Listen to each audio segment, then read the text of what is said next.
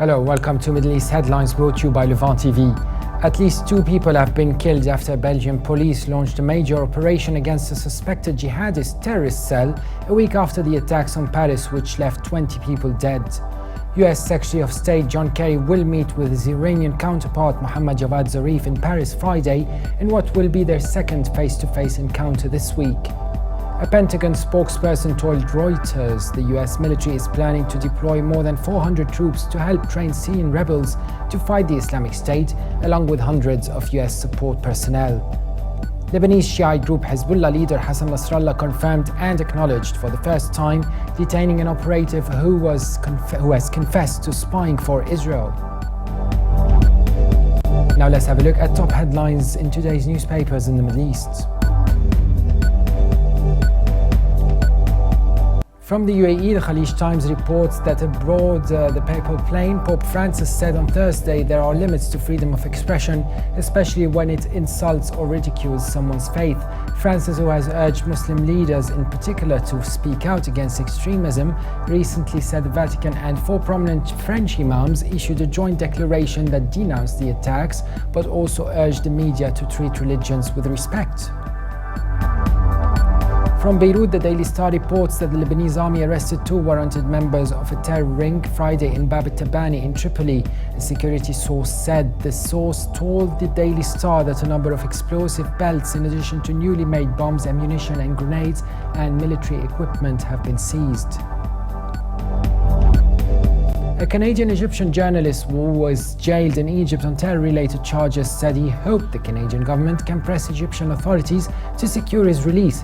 His comments came shortly after Canada's Foreign Minister John Baird discussed the case with his Egyptian counterpart during talks in Cairo that he describes as constructive, yet fell short of announcing an immediate resolution.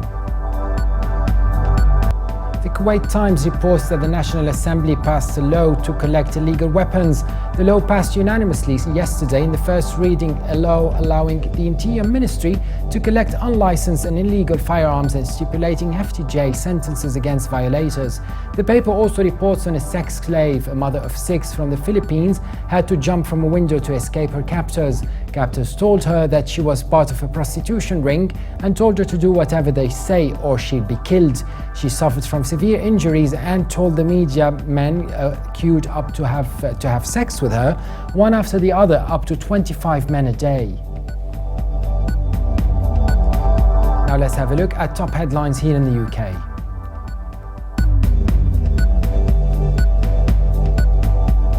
The Telegraph reports that Saudi authorities have postponed the flogging of a liberal activist and writer whose sentence to 1,000 lashes had been condemned around the world. Amnesty International has said Raif Badawi, who criticized the Saudi religious establishment on his blog, was due to receive the second of 20 batches of 50 lashings each after Friday prayers.